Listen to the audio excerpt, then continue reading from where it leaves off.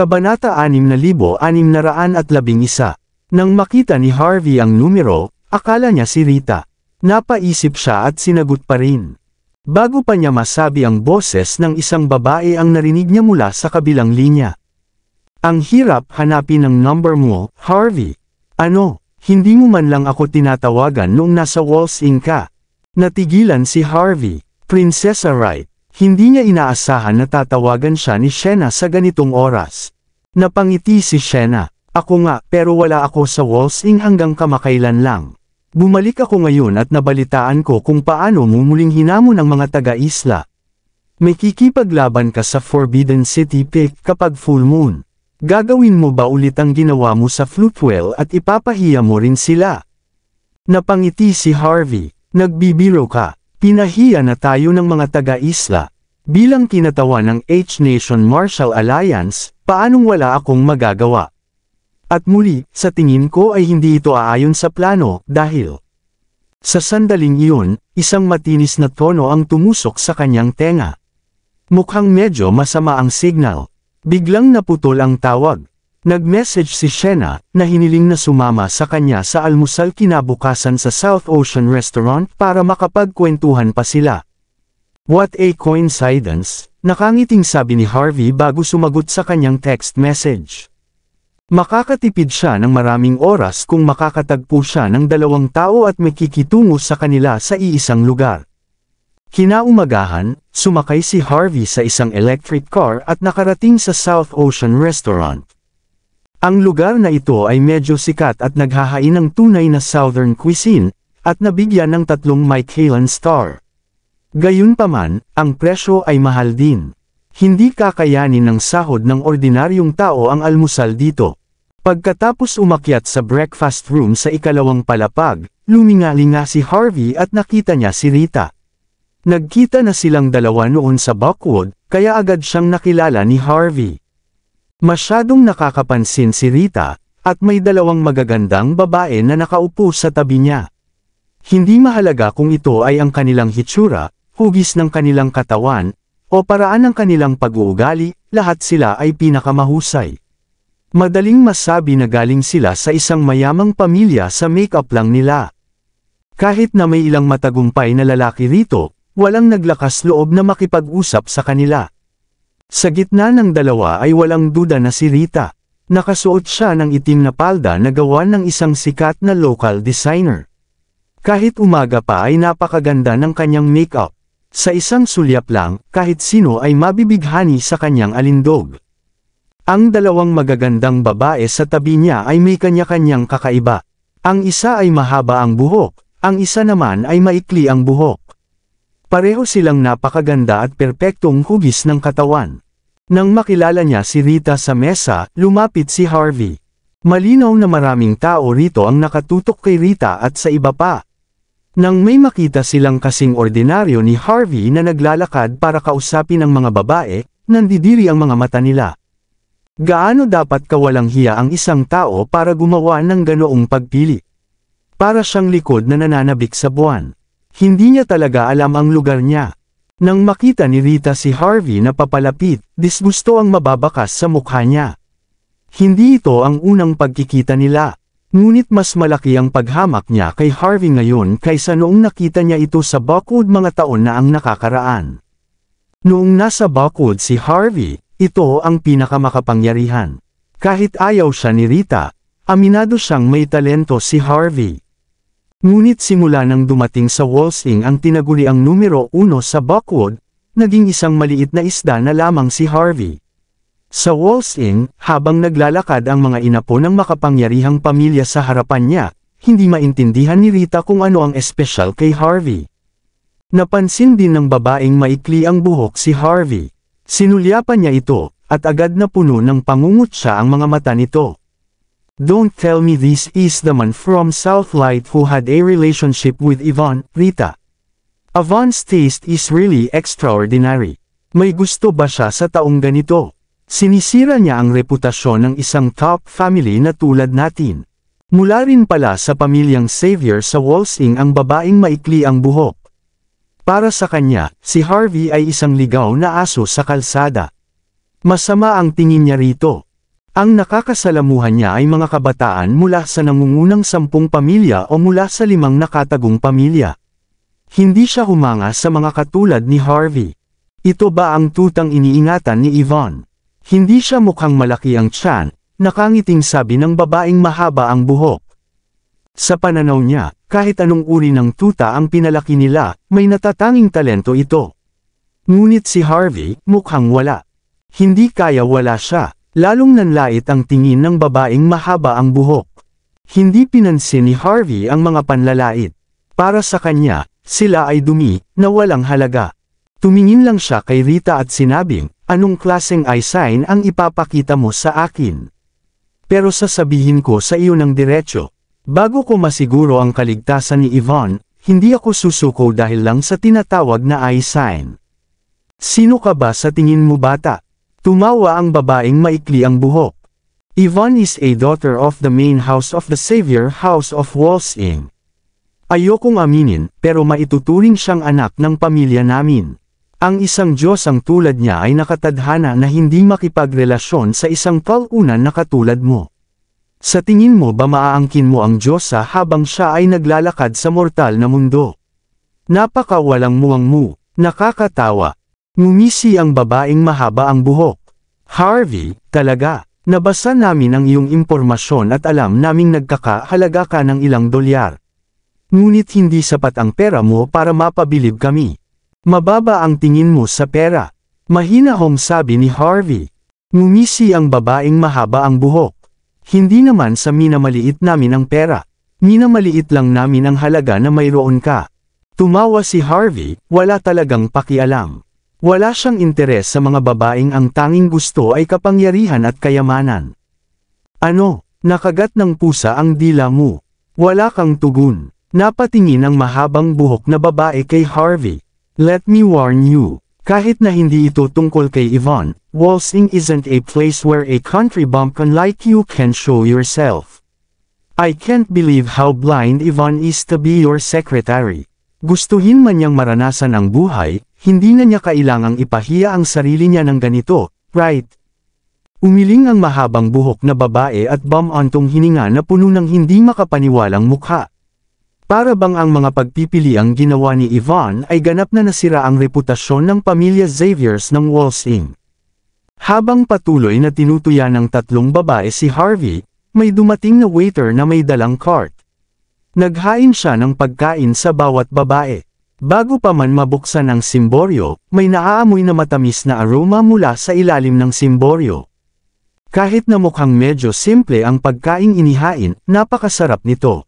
Maging ito ay sariwang gatas mula sa Old Ryland o sariwang salmon mula sa Island Nation, ipinapakita ng lahat kung gaano kasarap ang almusal. Hindi rin mura ang mga ganitong pagkain. Ang presyo ay umabot hanggang $2,500. Pabayaan na ang pagkain nito, ang mga ordinaryong tao ay bihirang maamoy ito. Magalang na yumuko ang waiter kay Harvey at tinanong kung gusto niya rin bang kumain. Ipinahiwatig niya na ito ang pinakamurang set na mayroon sila sa South Ocean Restaurant. Kung hindi niya ito mababayaran, hindi siya papayag ang umupo rito kahit na uminom. Napatingin si Harvey sa salmon sa plato. Hindi ako interesado sa murang pagkain na ganyan. Mura, hindi interesado. Naiinis na tumingin kay Harvey ang maikling buhok na babae. Paano kita ilalarawan, Harvey? Alam mo ba kung gaano kahalaga ang salmon na ito? Nahuli ito ng direkta mula sa Northern Frost Sea. Alam mo ba kung gaano kasariwa ang gatas na ito? Diretso itong nilipad mula sa organic farm ng Old Ryland. Hindi mo man lang alam kung gaano kahalaga ang produktong ito, at tinatawag mong mura. Dapat ko bang sabihin na wala kang kahihiyan, o napakaliit mo? Tinapik ng babaeng may mahabang buhok ang kamay ng babaeng maikli ang buhok. Sige, hayaan mo na siya. Masyado siyang mahirap para bilhin ito, pero masyadong mapagmataas para sabihin ganoon. Kahit gaano siya kahirap, nasa kanya pa rin ang pride niya. Tama na, tumango ang babaeng maikli ang buhok. Let's see, kung luluhod ka sa paanan namin at tawagin akong ma'am, treat kita ng breakfast. How does that sound? Kahit magpakumbaba ka sa harap ko at tawagin akong master, hindi ako magiging interesado sa ganoong kamura na pagkain, pakli ni Harvey. Nako, galit ang talunan. Bahagyang ngumiti ang babaeng maikli ang buhok. Hindi ko kailangang magalit sa isang taong malapit ng mamatay, mahinahong sabi ni Harvey. Isang paalala, sa loob ng salmon ay may daan-daang zombie bug egg. Hindi mo ito makikita sa mata. Kung kakainin mo ang mga ito, sa kalahating buwan lang, dadami ang zombie bug sa loob ng iyong katawan at malilinas ang iyong utak. Magiging buhay kang bangkay. Namutla ang mukha ng babaeng mahabang buhok at si Rita nakakakuha lang ng tinidor at kakain na sana ng sariwang salmon. Malinaw na sinasadya man o hindi ang ginawa ni Harvey, sapat na iyon para maging kasuklam-suklam sila. Bago pa sila makapagsalita, sumimangot ang waiter sa tabi ni Harvey at sinabing, "Sir, ang South Ocean Restaurant ay gumagamit ng mga pinakasariwang sangkap. Hihilingin ko sa security na hilingin sa iyo na umalis dahil sa pagkagambala sa aming negosyo sa pamamagitan ng paggawa ng mga ligaw na akusasyon." Tama na yan. Malamig na napangiti si Rita nang marinig ang sinabi ng kasambahay. Alam mo ba kung sino ang nagmamay-ari ng lugar na ito? It's the rights of Walls Inc., the leader of the top 10 families. Bagamat ang kanilang mga paninda ay palaging kilala na mahal, lahat sila ay sulit. Siguradong nangangati kang gumawa ng eksena sa kanilang teritoryo.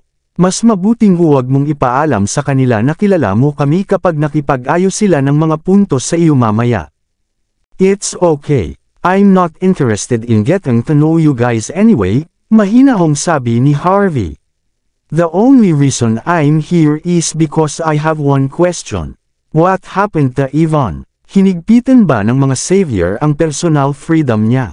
Kahit na-engaged na siya at hindi niya ako makita ayon sa dati mong rules, dapat ay tinawagan niya ako at nagre-resign, di ba? Pero wala siyang ginawa. Nagsisimula na akong maghinala sa kalagayan niya ngayon. Kainahinala, anong karapatan mong kumilos ng ganyan? Humalukip-kap si Rita sa dibdib, nakasandal sa upuan na may naiinis na mukha. Kung matalino kang lalaki, dapat mong maunawaan na makakalimutan mo siya. Magkaibang mundo kayong dalawa, at hindi na kayo magkikita. Pagkatapos nito, uminom siya ng isang tasa ng tsaa para basahin ang kanyang lalamunan. Kalimutan mo siya at mabuhay ka. Pinikit ni Harvey ang kanyang mga mata. Anong nangyari sa kanya? Nang makita ni Rita na hindi tumatangging umatras si Harvey, ngumuso siya. Di ba sabi ko sa'yo, ayos lang si Yvonne. Not to mention, the reason I came here to see you was partly because of her request too. She told me to tell you to come back to Buckwood.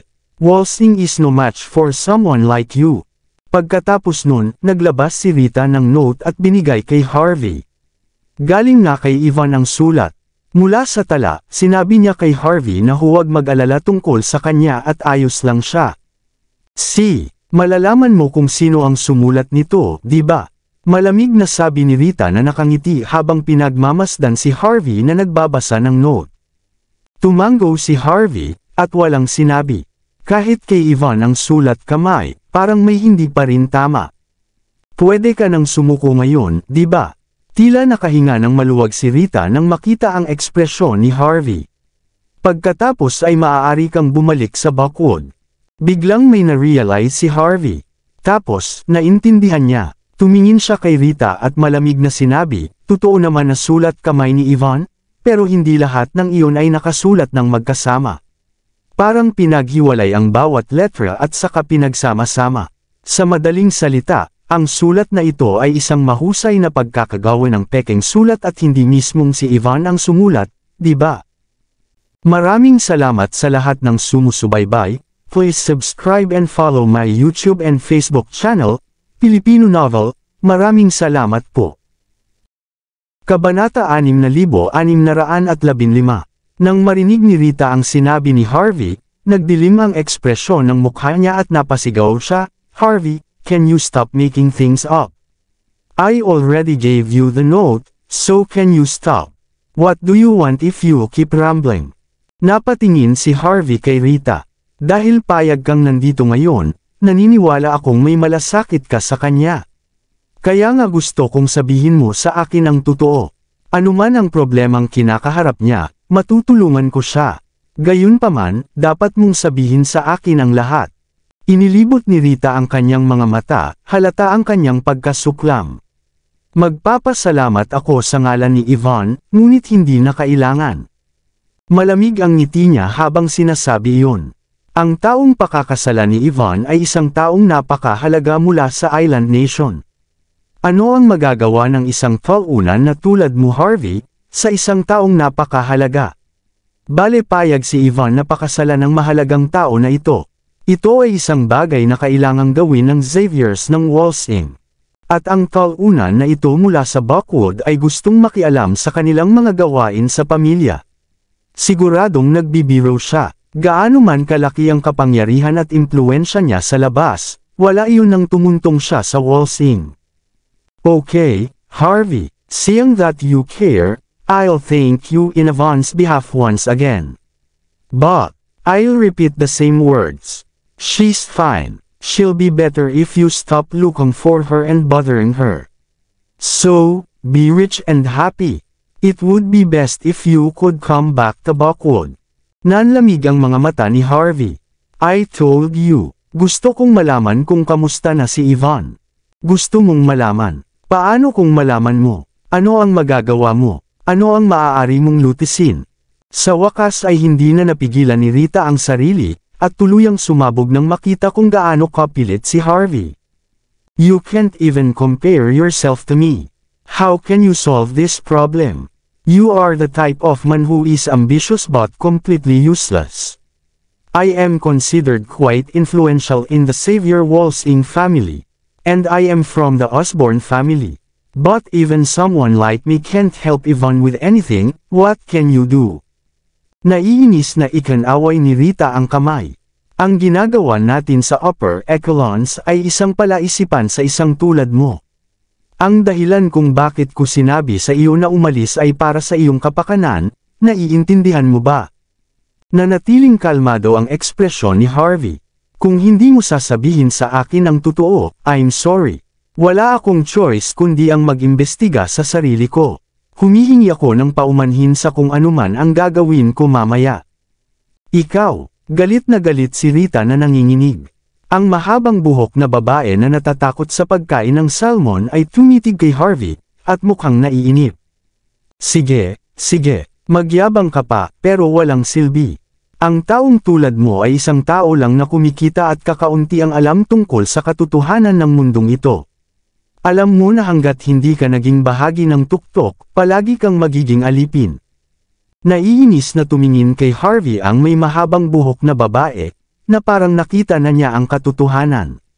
Kaya ginawa mo ang lahat para makapasok sa gene ng Mordo. Noong napagtanto mong hindi mo kaya, naisip mo na hindi naman masama ang pamilya Xavier. Unfortunately, you don't know how useless you are. You don't understand a single thing. But sometimes, the more you want something to change, the more things stay the same. This all is just a fool's errand. There are some things you are born with, and if you don't have them, wala kang pag-asa sa buhay. So, you might as well give up now. You even gave up with the South's restaurant. Kakayanin mo pa ang mga darating na restaurant. At ang swerte mo rin ay talagang masama, dahil mayroong isang tao mula sa pamilyang Wright sa paligid. Mapanuksong ngumiti ang mahabang buhok na babae. Sa hindi kalayuan, mabilis na lumapit ang isang matandang nakasuot ng suit na mukhang manager. Kung titignan, matagal na niya itong ginagawa. Napansin din ni Rita ang matanda at tumingin kay Harvey. Maaaring hindi mo alam kung sino siya. Siya ang general manager ng South Ocean Restaurant. Bagamat hindi siya miyembro ng pamilya Wright, siya ay itinuturing na napaka-impluwensya sa mga veterano na nagsilbi sa pamilya Wright. Kailangan pa namin siyang tawaging sir kapag nakikita namin siya. Ang iyong kapalaran ay natukoy na. Umiling si Rita na para bang nakatingin sa isang patay. Tapos, tumayo siya at pilit na ngumiti. Humanda kang batiin ang manager. Ang maikling buhok na babae ay nagsabi, "Nice to meet you, Mr. Braff. Long time no see, pero mukhang mas energetic ka ngayon. Tama, hindi namin kasama ang lalaking nagreklamo tungkol sa kung gaano kasira ang pagkain sa restaurant mo, kaya please huwag. Lumabi ka, please. Bago matapos ng babae ang kanyang pangungusap, ang manager, si Mr. Braff, ay kumilos na ito sa isang tabi. Pagkatapos, habang ang lahat ay nakatitig kay Harvey na may panunuya, ang manager ay lumapit sa kanya at sumaludo sa kanya. Hello, Mr. Harvey. Salamat sa pagturo sa mga pagkukulang ng aming pagkain sa restaurant na ito. Ipinadala ko ang aking mga tao upang imbestigahan ang aming supply chain, at may nakita kaming ilang mga problema. Magbibigay ako ng paliwanag sa iyo sa lalong madaling panahon. Bilang pasasalamat sa pagturo sa mga pagkukulang, napagpasyahan ko na ikaw ay isang VIP na customer ng aming restaurant.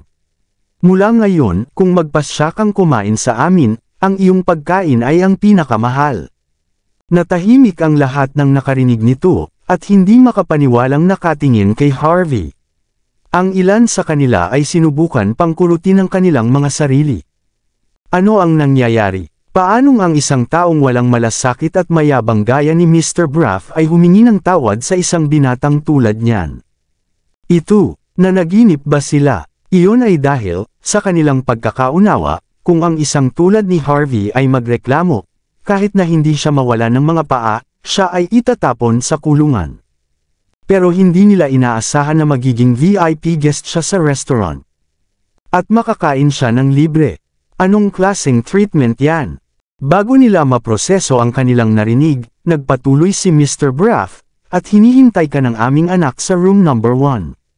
Kung gusto mo, sundan mo ako. Ang kanilang anak na babae. Sinong prinsesa? Sienna Wright. Ang Wright ng Walsing ay nagkaroon ng maraming anak na babae, ngunit isa lamang ang binigyan ng titulong prinsesa, at iyon ay si Sienna, ang babaeng nagawang tumayo kay Emery Wright sa pamilya Wright. Sa pangunawa ng maraming tao, kapag sa wakas ay umakyat na siya sa trono, siya ang magiging reyna ng pamilya Wright. Hindi kalabisan na sabihin na siya ang may pinakamataas na prestihiyo sa lahat ng kabataang babae sa Walsing. Ngunit ang isang tulad ni Sienna ay naghihintay para sa isang country bumpkin tulad ni Harvey sa room number 1. Paano? Paano ito posible? Kinikit ni Rita ang mga mata, at medyo nanginginig ang boses. Mr. Braff, nagkaroon ka ba ng maling tao? Isa lang siyang bumpkin ng bansa mula sa timog. Paano siya may karapatang mag-almusal kasama si Princess Wright? Sinulyapan ni Mr. Braff si Rita at malamig na sumagot, ano? Dapat bang humingi ng permiso ang princess namin bago magpasya kung sino ang makakasama niya sa almusal? Sino ka sa palagay mo para makialam sa mga gawain ng pamilya Wright? Ako. Namilog ang gilid ng mga mata ni Rita. Alam niyang mali ang sinabi niya. Hindi yon ang ibig kong sabihin. Kung gayon, ano ang ibig mong sabihin? Malamig na tanong ni Mr. Braff. Hindi kami mangangahas na makialam sa mga gawain ng pamilya Wright, ngunit, ang taong ito ay manloloko lang. Ang sinasabi ko, paanong hindi makikilala ng pamilyang Wright ang isang taong tulad nito? Nagdilim ang ekspresyon ni Mr. Braff. Are you trying to say that our daughter's friend is a con artist? Or are you implying that our daughter is working with a con artist? I don't. Namutla ang ekspresyon ni Rita. Hindi yon ang ibig naming sabihin. Humihingi ako ng tawad. Kasalanan namin kung bakit siya na-offend. Humihingi kami ng tawad. Hinihintay mo bang magalit ako dahil sa sinabi mo? Hindi mo sinaktan ang aming anak. Ngunit si Mr. Harvey, malamig na sagot ni Mr. Braff. Hindi niya pinansin ang mga babae at bahagyang yumuko kay Harvey. Hindi mo kailangang dumihan ang iyong mga kamay, Mr. Harvey. Hahawakan ko ang mga ito sa iyong ngalan sa isang sandali. Mangyaring lumipat sa room number 1, hindi na kailangang mag-aksaya ng iyong oras dito. Tumango si Harvey at umalis na nakatalikod ang mga kamay. Hindi na niya muling nilingon si Rita at ang iba pa. Si Rita at ang dalawa pang babae ay nakaramdam ng panghihinayang nang makita nilang umalis si Harvey at ang walang pakialam sa kanila ni Mr. Braff. Naisip nila na ito ay isang kapuri-puri kung matutulungan nila ang Xaviers na tanggalin si Harvey. Ngunit sa hitsura nito, ang katayuan, prestihiyo, at mga koneksyon ni Harvey ay higit na lumampas sa inaasahan nila. Maaaring nakabuo sila ng isang relasyon kay Sienna kung hindi nila kinukutya si Harvey at tinulungan siyang malaman ang mga bagay-bagay. May takot din sa loob nila habang iniisip nila kung paano sila haharapin ni Mr. Braff. Habang nagpapanik ang tatlong babae, biglang huminto si Harvey at tumingin sa kanila. Go, but send a message to them. I want to see Yvonne within a day. Kung hindi, ako mismo ang pupunta sa residence ng Xavier's. Kalmado ang sinabi ni Harvey, ngunit wala sa lugar ang mga babae para tanungin siya. Naiintindihan namin. Ihahatid namin ang mensahe. Mabilis na tumango si Rita at ang iba pang babae. Room number 1, Southern Ocean Restaurant. Hindi malaki ang kwarto, mga 540 square feet lang. Nilagyan ng klasikong kasangkapan na gawa sa kahoy. Mukha itong ordinaryo, ngunit makikita ang paglipas ng panahon dito. Bilang karagdagan, ang iba't ibang uri ng pagkain para sa almusal ay nakahain na sa mesa. Cornbread, collard greens, buttermilk biscuits, scrambled egg na nilagyan ng bacon. Bagamat hindi isang magarbong pagkain, ang pagkain ay nagpasigla sa buong silid. Umupo si Sienna sa isang gilid ng mesa, na nakasuot ng gold-rimmed glasses at tinitingnan ang impormasyon sa kanyang tablet. Hindi siya matagal nagising, at nandoon pa rin ang antok sa kanyang mga mata. Hindi rin siya nagme-makeup. Gayunpaman, sa kabila noon, maganda pa rin siya. Sinulya pa ni Harvey ang magandang babae, at agad na hinila ang isang upuan, at walang iniisip na naupo. Matagal na panahon na ang nakalipas mula nang magkita tayo sa Flutewell, prinsesa. Talaga, pero ikaw ang ayaw na makita ako, Harvey, sabi ni Sienna habang hinuhubad ang salamin niya at itinaas ang baba niya, nakitang-kita ang maganda niyang mukha. Nakatitig lang siya kay Harvey. Sabi ko naman sa'yo, kung magawi ka habang nasa Walsing ka, tawagan mo ako. Pero kung hindi kita tinawagan kahapon, hindi mo na ba ako papansinin ng tuluyan? Napangiti si Harvey. Hindi naman sa hindi kita nakontak, prinsesa. Hindi lang ito ang tamang panahon. Malaki ang halaga ng pagiging may utang na loob kay Prinsesa Wright, ang anak ng pinuno ng nangungunang 10 pamilya. Hindi ako tanga, bakit hindi maghintay hanggang sa kritikal na sandali bago tumawag? Nang marinig ang sinabi ni Harvey, mukhang nasisiyahan si Sienna. Pagkatapos noon, tumayo siya at nagsalin ng isang tasa ng tsaa para kay Harvey bago nagsalita ng nakangiti. Let's eat, otherwise, I'm afraid na hindi mo na kaya. Masama ang kutob ni Harvey, pero ngumiti pa rin siya. Don't worry, marami na akong pinagdaanan. Tama na, sabi ni Sienna habang kumakain ng masigla. Alam mo naman na ikakasal si Yvonne, diba? Pinikit ni Harvey ang kanyang mga mata at tumango. Kung ganoon, alam mo ba kung sino ang papakasalan niya? Napatingin si Sienna kay Harvey nang may interes. Napaawang ang labi ni Harvey. Huwag mong sabihing ikakasal siya sa kapatid mo, kay Emery. Tumawa si Sienna. It's not that bad. Emery always pursues things that benefit him, and so does women.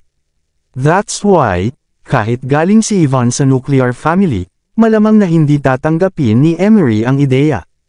Not to mention Wright wouldn't have a suitable marriage with the Xaviers. Kung ganoon, sino ang fiancé ni Yvonne? Kumunot ang noo ni Harvey, at pakiramdam niya ay konektado sa kanya ang taong ito. Binuhusan ni Sienna ng isa pang tasa ng tsaa si Harvey.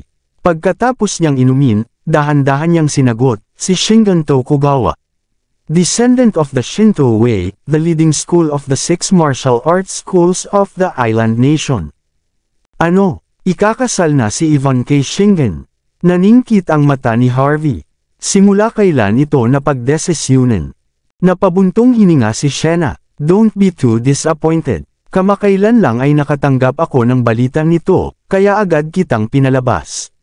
Mula sa impormasyong nakalap ko, ang unang pinuntahan ni Shingen ay ang tirahan ng mga Xavier pagdating niya sa Walsing. Malamang na kinumpirma nila ang kasal noong mga oras na iyon.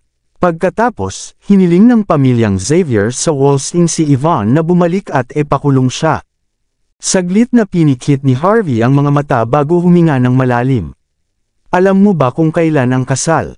Tumingin si Sienna kay Harvey at sinabing, the day before the full moon, the day before your duel with Shinto Wei. That day is the day Shingen and Yvonne will get married. If I'm right, Shingen will invite Yvonne to watch your duel after their wedding. Then, before your duel, Shingen will announce his marriage to Yvonne to you. In other way, Shingen will influence you. Napapikit si Harvey. Pagkaraan ng mahabang sandali, nagtanong siya, plano ba ito ng pamilya Xavier? O ng Shinto Wei? Walang masyadong pagbabago sa ekspresyon ni Sienna, at iniabot niya ang tablet sa kanyang kamay kay Harvey. Base sa aking katalinuhan, malamang na nagkataon lamang. Una, nagkaroon ng ilang palitan ng negosyo ang Xavier's at Shinto Wei noong unang bahagi ng taong ito. Nagtutulungan ang magkabilang panig sa isa't isa. Pangalawa, ang Shinto Wei ay humiling ng kasal sa politika noong nakaraan, ngunit si Sheldon, na nagtrabaho para sa gobyerno, ay tumanggi. Pagkatapos lamang na mawala ng impluwensya si Sheldon ay ipinagpatuloy nila ito. Pangatlo, hindi nila ginawa ito laban sa iyo. Nagkataon lang. Siyempre, hindi maiiwasan ang mga pagkakataon kung may nagtutulak sa kanila sa likod ng mga eksena. Kalmado ang mukha ni Harvey habang huminga ng malalim at nagtanong, then, there's one more thing I want to ask. Yvonne, did she do this of her own will? Alam ni Harvey na, para sa isang nangungunang pamilya tulad ng Xavier's ng Walls Inc., kung maaari silang makipagtulungan sa Shinto Wei ng Island Nation, ang mga benepisyong makukuha nila ay higit pa sa maiisip. Gayunpaman, gusto niyang malaman ang personal na kagustuhan ni Yvonne. Napalingon si Sienna sa bintana at mahinahong sumagot. For top families, the family's benefits trump everything. Minsan, hindi isa sa alang-alang ng pamilya ang motivation ng mga miyembro nito. Siyempre, ang mga miyembro ay bibigay din sa sarili nilang motivations. Kung gusto mo talagang malaman kung ano ang iniisip niya, bakit hindi mo siya tanungin? Nilabas ni Sienna ang phone niya at inilagay sa harap ni Harvey. Tiningnan ito ni Harvey at nakita ang isang address. Embahada ng Archipelago Country, napakagandang lokasyon. Nang makipagkita na sana si Harvey kay Yvonne at direktang magtanong sa address na iyon, tumunog ang kanyang cellphone. Kinuha ni Harvey ang phone niya at tinignan ang screen. May tawag pala galing kay Charlotte. Medyo nagulat siya, pero kinuha niya pa rin. Ilang sandali pa, biglang nagsalita ang isang boses sa kabilang linya. Sir, may kakilakilabot na nangyari. Napakasama, si Willem Ballmer ng Dragon Palace ay napatay na. Mula sa aking mga espiya, maraming ebidensya na tumuturo sa iyo. Si Willem ay isang miyembro ng Dragon Palace kung tutuusin. Kaya, ito ay magiging napaka-problema. Naiintindihan ko, susuriin ko kaagad. Tumango si Harvey, at naging madilim ang kanyang ekspresyon. Kapag dumilim ang kalangitan, siguradong paparating ang malakas na ulan. Kabanata 6620. Makalipas ang halos kalahating oras, nakarating na si Harvey sa harap ng ICU ng Walls Inn Grand Hospital. Maliban sa mga mag-aaral at miyembro ng pamilya ni Willem, 12 ng tao ang mukhang matagal nang may hawak ng kapangyarihan. Lahat sila ay galing sa Dragon Palace. Kahit gaano pa ka-awkward ang posisyon ni Willem, miyembro pa rin siya ng Dragon Palace. Kailangang humingi ng paliwanag ang Dragon Palace para sa kanya kung may mangyari sa kanya. Si Charlotte ay kabilang sa mga tao. Gayunpaman, nakatayo siya sa gilid at halatang hindi bahagi ng parehong pangkat. Nakatutok ang mga mata niya sa entrance. Halatang hinihintay niya si Harvey. Nang sa wakas ay nakita niya si Harvey, mabilis na lumapit si Charlotte at bamulong, sa wakas nandito ka na, sir. Tumango si Harvey. Kamusta ang sitwasyon? Bagamat wala siyang interes sa isang tax sale, namatay si Willem sa ikalawang araw pagkatapos nilang magkasalungat sa stage ng Singing Songstress noong nakaraang araw. Walang pagpipilian si Harvey kundi ang personal na tingnan ito. Dahil kung hindi niya gagawin, hindi magiging ganoon kadaling alisin ang hinala sa kanya kung sa halip ay may magsisi sa kanya. Lumingalinga si Charlotte sa paligid at bumulong. Kagabi, pagkaalis ni Willem at Donald sa stage ng songstress, pumunta silang lahat dito para gamutin ang mga sugat nila. Dahil nataman mo na ang mukha nila hanggang sa namamaga na sila, hindi na sila makakausap ng iba kung hindi sila ginagamot ng maayos. Kabilang sa kanila, mas seryoso ang sitwasyon ni Donald, kaya kailangan niyang ma-admit sa ospital. Tungkol naman kay Willem, dahil maaga siyang sumuko, kaya hindi siya masyadong nasaktan. Kaya naman, pagkatapos niyang tulungan si Donald sa pagpasok, umalis na siya. Mula sa aming impormasyon, pumunta siya sa lokal na massage parlor pagkatapos niyang umalis at magpamasahe bago maglakad pa uwi, na amoy alak. Karaniwang namumuhay si Willem mag-isa, kaya walang nakakaalam kung ano ang nangyari sa kanya. May tumawag lang ng pulis kaninang umaga nang magsimulang mag-ehersisyo ang mga tao para sa kanilang pag-eehersisyo sa umaga at natuklasan ang isang bangkay sa kalapit na parke. May nakakilala kaagad kay Willem, kaya naman nakatanggap ng balita ang Dragon Palace tungkol sa kanya. Tanong ni Harvey, kung patay na siya, bakit siya nandito sa halip na sa funeral parlor? Naniniwala ang mga tao mula sa Dragon Palace na maaaring may pag-asa pa na mailigtas siya, sagot ni Charlotte na may kakaibang tingin. Iyon ang dahilan kung bakit nila siya ipinadala sa ospital. Iyon ang dahilan kung bakit ko nalaman ito at tinawag ka dito. Maliban sa pagkakaroon ng interject dito, ang pangunahing punto ay talagang hindi namin maaaring hayaan ang isang tao na sisihin ka. Tama, gumamit ako ng ilang mga koneksyon at nakuha ang mga larawan mula sa pinangyarihan ng krimen. Tingnan mo. Ibinigay ni Charlotte ang kanyang telepono kay Harvey. Sinulyapan ito ni Harvey at saka nagsalita sa kakaibang tono. Mukhang pinatay siya ng Zephyr Slash na ginamit ng mga taga-isla. Tingnan mo ang mahinang marka sa lalamunan. Pero itong markang ito, hindi ito mukhang genuine, parang may gustong isisi sa mga taga-isla. Bukod dito, hindi rin ganoon kahina si Willem. Para sa isang taong may kakayahang pumatay sa kanya ng ganito, kailangan niyang mabigla o kapag nasa isang estado siya kung saan hindi niya kayang ipagtanggol ang kanyang sarili. Kung hindi, kailangang may mga senyales na gumaganti siya. Ibig sabihin ay makapangyarihan ng pumatay o ito ay isang taong kilala niya.